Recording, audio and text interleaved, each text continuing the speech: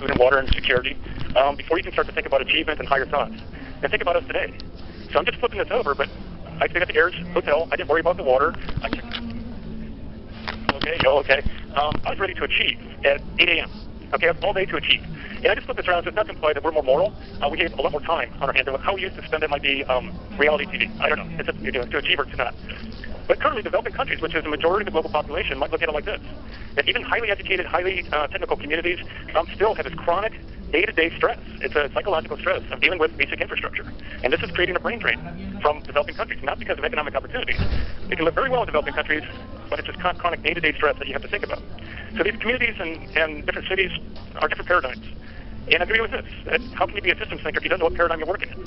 And engineers don't generally talk about paradigms of infrastructure, so I created some. So I have a slide for every one of the 7 sectors of infrastructure, but I'm just going to show one, and it's water as a way of thinking about it. That in Denver or Redlands, we have comprehensive infrastructure. I can go to the water fountain, drink it, and I'm sure I'm not going to die, okay? That's a lot of trust in capacity of the government or the utility.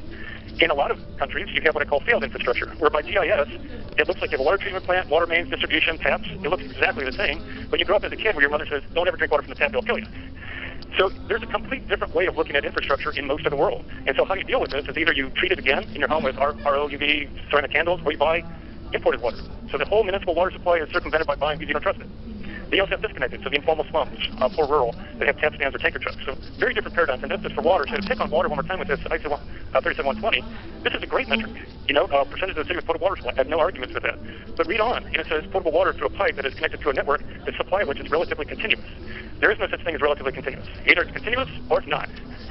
You're jumping paradigms by throwing in that one word. If they just stick out relatively, then you're in one paradigm. What does relatively continuous look like on the UN urbanization report? This is not high resolution, so bear with me. I just, paint shop this one. But what do you see? This is low income housing, but what you see is a water tank on every single house. So when it's relatively continuous, when the water does come, you fill up your tank. And then when the tank gets there, you have to treat it again. This is not a phenomenon for socioeconomic lower strata. This is upper strata. Everybody in the developing country, that if you're connected to a system, you have a water tank. Why is it a completely different system? Because we have treat, distribute, drink. There they have treat, distribute, store, treat, and drink. There's a lot of money that's being used and a lot of energy that's used across households in India when you start to have tens of millions of households that are all using retreating water. Why does it get contaminated? Because pressurized pipes are very hard to contaminate. Once you unpressurize a pipe, it's very easy to contaminate by groundwater and sewage and whatever.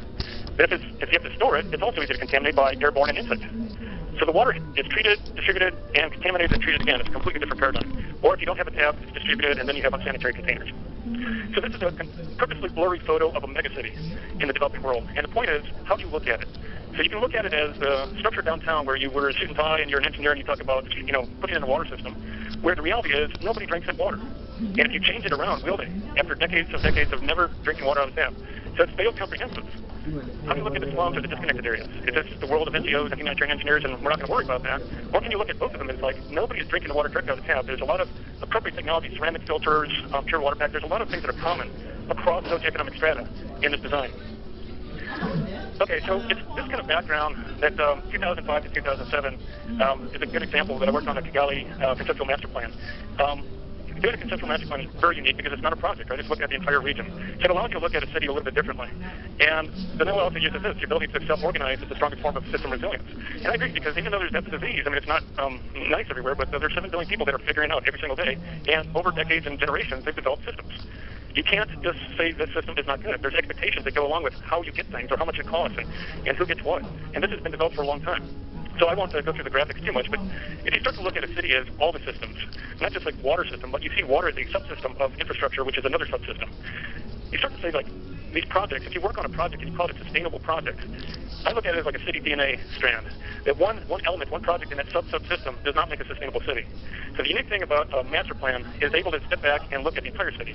And this is actually a discussion for resiliency. I look at projects as weak links in a city. But the point from this is, can you look at the entire city and really think about the long-term constraints of a city in a region? And for us in Rwanda, we look at primarily resources and social constraints.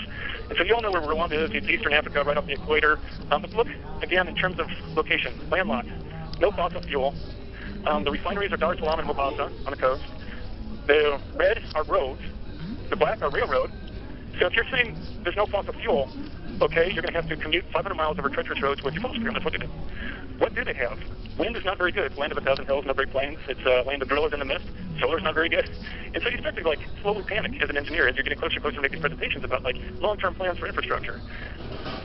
So getting into that, what I want to present in the last section here are just how we took these constraints and translated them across all the sectors of infrastructure. And I'm just briefly going into it. Each one of these is a kind of a different presentation. But you can see I'm looking at energy and social constraints when we're looking at stormwater and municipal solid waste for real briefly on these slides. So my panic, and this is, I guess uncertainty is the other word. This is my one GIS slide, I guess, as close as I could get. But this is at 3 a.m. in my hotel room, and all I had was a map of Kigali, worrying about, like, you put in lift stations and 450 horsepower pumps and let's focus on diesel fuel, or you come up with something that's really innovative for Kigali in the long term. And so for me that night, I drew a map, and I had highlighters and a pen, and came up with 26 watersheds. It's in a land of 1,000 hills. They don't have fossil fuel, but they have gravity. And so, you know, I always get this eye roll from my colleagues the first time, but gravity is pretty predominant in Kigali. So how do you look at this as a lens for all of your infrastructure? And so you can start with the easy one. So this is a outline of a typical watershed, highest to lowest, and even stormwater. So everybody does stormwater. Nothing new. But in developing countries, oftentimes your stormwater has open channel sewers. And so stormwater takes on a different role. It also becomes a wastewater engineer. So how do you do wastewater without lifting it to a centralized plant? How can you incorporate all this? And so we started coming up with these zones. We call it environmental treatment zones. I'll get to that later, with constructed wetlands and wetland buffers and energy dissipators. But then also, how do you see the needs of the wetlands and secondary crops? How do you tie that into the living that's going on with markets and composting? So we started looking at all this, but starting with stormwater and open sewers. But you've been to Kigali, and it's literally one of the cleanest cities I've ever been to. And the municipal solid waste is not controlled by the government. It's partially funded, but there's 2 women's genocide survivor groups that primarily do all of it, SAMI and ME0. And over the last 21 years, they've developed a system for how they pick things up, how they recycle. Very minimal is actually then disposed of. So it's very interesting. So this is one of those resilient systems to consider. And so we got into it. For a long time, we interviewed them, how far they move in, and we saw that the household collectors are transporting waste an average of 5 kilometers a day. So 5 kilometers on a bicycle, if it's flat terrain, is one thing. 5 kilometers if you're going up and down hills all day long with a load, is quite another thing. So we looked at how does gravity impact this. So we designed a system for watersheds to reduce the burden of those vertical gains and collectors to facilitate their work. And again, this is a watershed, highest elevation to lowest elevation. I'll start from the bottom, but that environmental treatment zone, this is where the compost, the wet organics, the heavy stuff kind of flows downhill to our composting.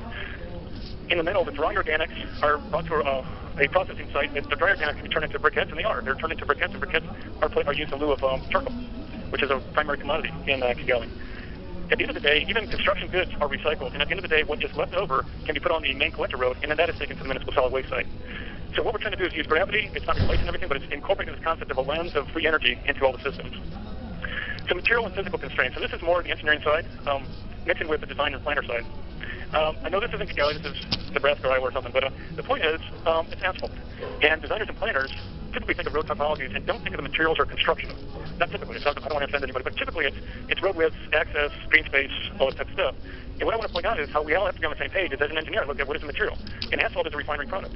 So again, it's coming from Dar es Salaam or Mombasa. When you rip it up, you have to have the infrastructure for recycling it. If you don't have that, it becomes a cradle to grave type of issue. So what can you do? Well, also, how many people are operating an expensive machine?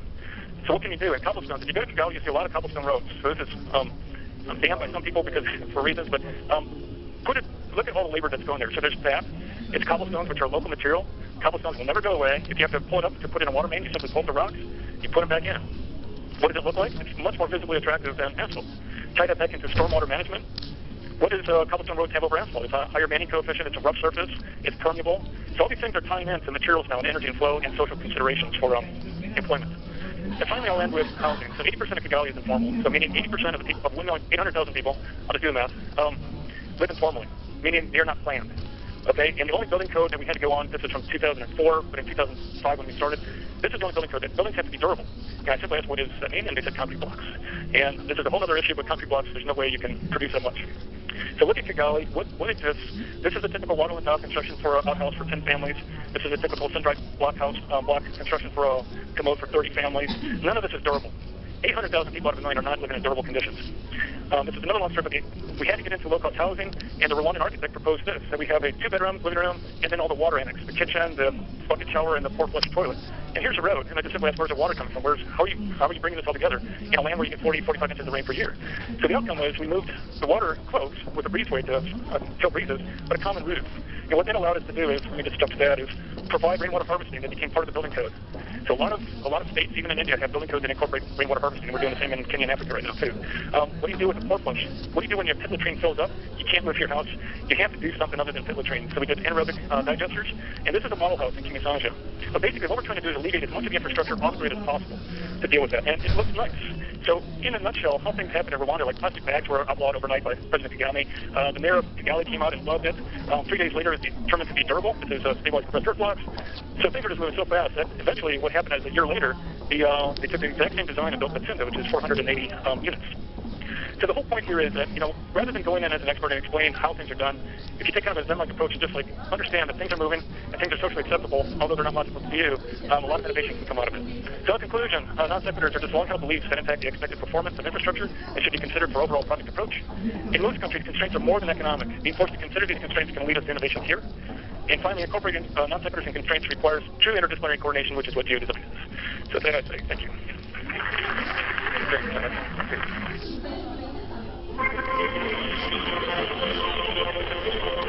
Let me start. I actually want to make a confession to start with. I have actually never used GIS in my life. There are always other folks who could do that. So, okay, I got that off my chest.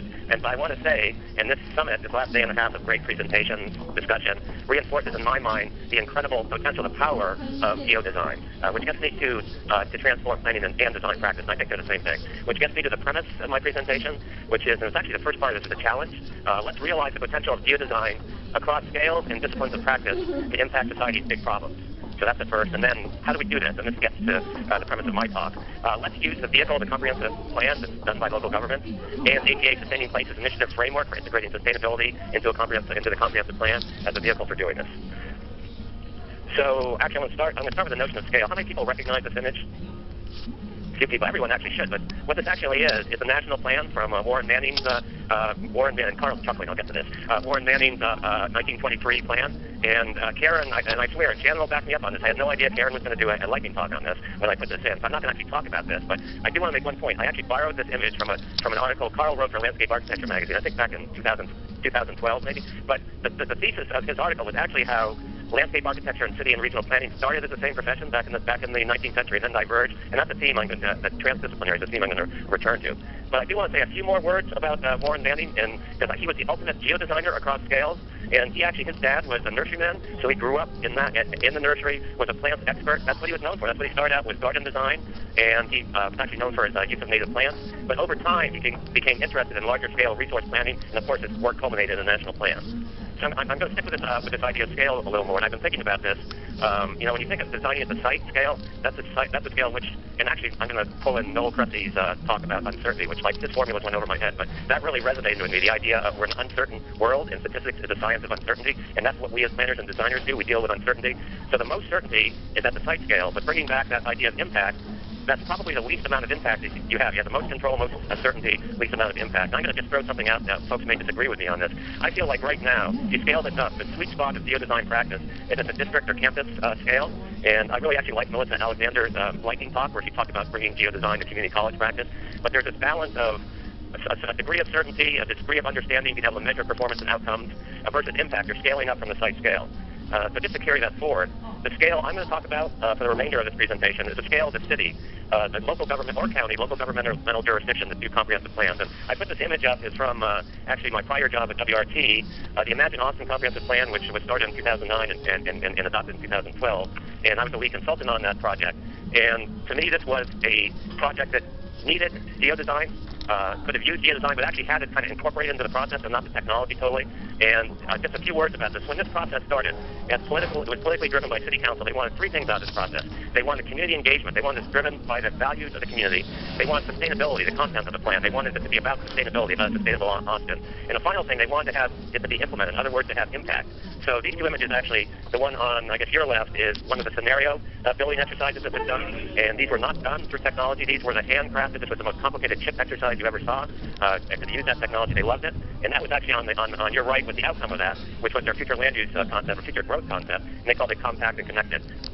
So let me now just talk about why the comprehensive plan, or they call the general plan in California also. New Jersey calls it the master plan.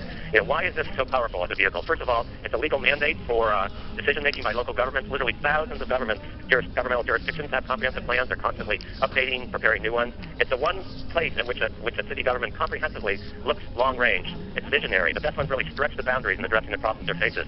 And this one's key impact. This is actually implemented. This is the scale at which stuff happens, stuff is implemented, policies, regulations, etc. And it scales. This is a scale that scales down and up. So when you think about it, what happens at the district and the site level all flows out of the framework set by the comprehensive plan. And this can also scale up to region, mega region. We're actually exploring, and I'll be talking about the comp plan standards in a moment. But taking that concept to the region and mega-regional scale depends on getting funding. And then, again, Noel's thought, but what he was talking about in terms of the global context, I can't wrap my mind around it again, but think about that scale informing and flowing down to the local governmental comprehensive plan. It would really be amazing. So I'll spend a few minutes talking about first APA Sustaining Places Initiative. It was ambitious. It is ambitious. It was looking at addressing all human settlement issues relating to sustainability. And I want to acknowledge Paul Farmer is in the audience somewhere. He started this initiative, announced it with then APA President Bruce Knight announced it at the World Urban Forum in Rio de Janeiro back in 2010. And I just want to say a word. The definition of sustainability, this is about the triple bottom line: environmental, economic, and social equity, with an emphasis on the equity and social equity. So I'm not going to say much more about it other than it really focused on looking at the role of the local government